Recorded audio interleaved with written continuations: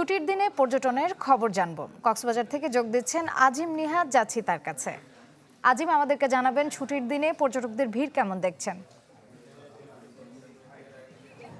শ্রেয়া, বরাবরের মতোই দেখা যাচ্ছে যে পর্যটকরা সকাল থেকে কক্সবাজারের যে সমুদ্র সৈকত সেখানে তারা তাদের সময়গুলো কাটাচ্ছে। তবে সবচেয়ে মজার বিষয় যেটি আমরা দেখে আসছি যে গত 2-3 দিন টানা বৃষ্টি ছিল, সে কারণে পর্যটকদের কিছুটা ভোগান্তি পোহাতে হয়েছে। তবে আজকে সারাদিন বৃষ্টি ছিল না, কিন্তু বৃষ্টি না থাকলেও সারাদিন আসলে রোদের আধিপত্য তেমন ছিল না। সে কারণে কক্সবাজারের বর্তমান যে ওয়েদার সেটি অত্যন্ত রোম্যান্টিক, এবং এই রোম্যান্টিক সময়ে আমরা দেখতে পাচ্ছি যে আজকে হাজার হাজার পর্যটক কক্সবাজারের যে লাবণী পয়েন্ট রয়েছে সেখান থেকে কলাতুলি পর্যন্ত যে দীর্ঘ 3-4 কিলোমিটারের সৈকত রয়েছে, সেখানে প্রচুর পর্যটক দেখতে পাচ্ছি। এবং হোটেলগুলোর সাথেও আমরা যোগাযোগ করেছি, সেখানেও তারাও বলছেন যে আজকে এই বর্ষার যে হঠাৎ করে যে বৃষ্টি যে শুরু হয়েছে, এর মধ্যেও কিন্তু তারা পর্যটকদের ব্যাপক সাড়া পাচ্ছেন। এবং আমরা দেখতে পেয়েছি যে এখানে আসলে পর্যটকদের যাতে সাগরে গোসল করতে নেমে অসাবধানতাবশত দূরে গিয়ে না যায়, সেজন্য লাইফগার্ডের পক্ষ থেকে তৎপরতা দেখা যাচ্ছে। এবং